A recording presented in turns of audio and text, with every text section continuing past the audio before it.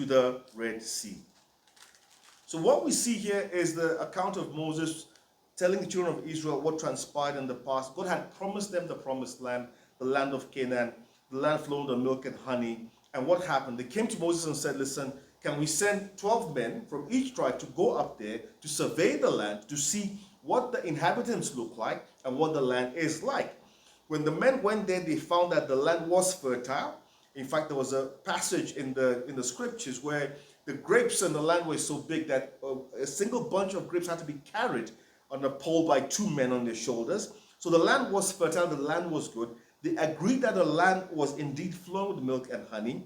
But the challenge was that they saw the inhabitants of the land, the Amorites, the Jebusites, the Anaks, and as a result, the Anakites, they became filled with fear.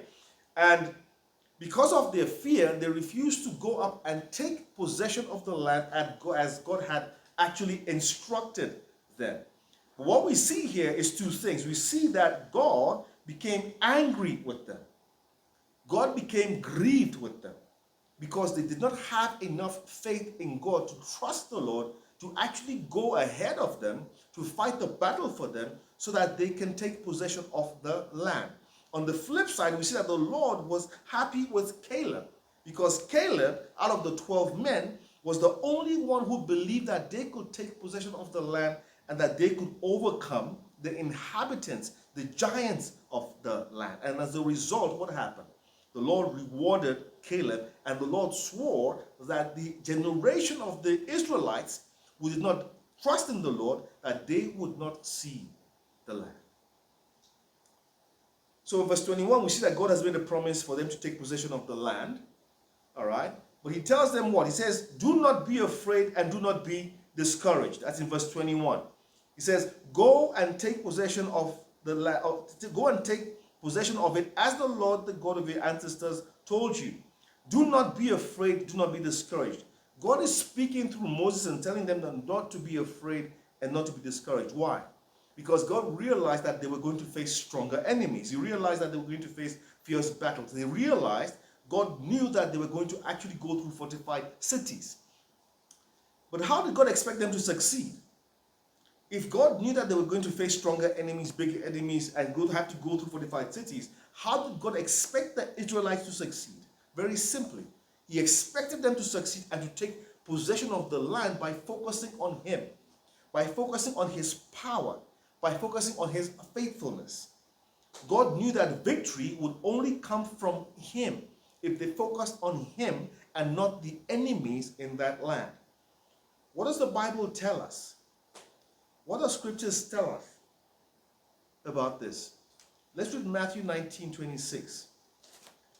Matthew 19:26, it says, Jesus looked at them and said, with man this is impossible, but with God all things are possible.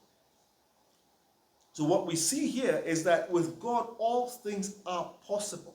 There are some things that we cannot and will never be able to do in and of our own strength. We can only find victory in that situation by focusing on God. Luke 1:37, very similar thing. Luke 1:37, it says that for no word from God will ever fail. So if God is telling the Israelites to go and take possession of the land, he means what he says. His word will never fail. So God gave them an instruction. Go and take possession of the land, because God knew if they focused on him, on his power and his faithfulness, the land would become theirs. And Jeremiah 32:27. Jeremiah 32:27. What does it say? Jeremiah 32:27 says to us, 27 says to us, I am the Lord, the God of all mankind. Listen to this. Is anything too hard for me? So what we're seeing in these verses is that nothing is impossible with the Lord. And if the Lord gives a word or an instruction or a promise, we have to believe that he will fulfill, he can fulfill on that promise. The question is that, are we willing to believe? Are we willing to accept? And are we willing to obey? What we see here with the children of Israel is that they doubted the Lord. They focused on their enemies, on the inhabitants of the land, instead of focusing on the promises of God, And as a result of that, it led to disobedience and rebellion, and they grieved the heart of God. But Caleb had a different spirit. Caleb saw the power of God, the faithfulness of God, and as a result, he believed that they could take possession of the land. When we look at verse 22 to 28 in Deuteronomy, what do we see? We see that firstly, the men on returning agreed that the land was good. They agreed that the land was indeed flowing with milk and honey. In fact, let's read Numbers 13:23. Numbers 13:23, what does it tell us? Numbers 13:23, again, it's the same story, it's just a different account. It says here, when they reached the valley of Eshcol, okay, so now the 12 men are in the land, they're getting closer to the land now. When they reached the valley of Eshcol, they cut off a branch bearing a single cluster of grapes. Now listen to this. 2 of them carried it on a pole between them, along with some pomegranates and figs. That's how big the grapes were on this land. It took 2 men carrying a single cluster of grapes on a pole to show you how fertile, how good the land was. So they agreed when they arrived, and they gave Moses the feedback in the account that indeed the land was flowing with milk and honey. But here's what happened. Instead of focusing on God's promise to give them this land, instead of them focusing on God's promise to give them this land, they quickly shifted focus. They very quickly shifted focus to what? To how much bigger and stronger their enemies were.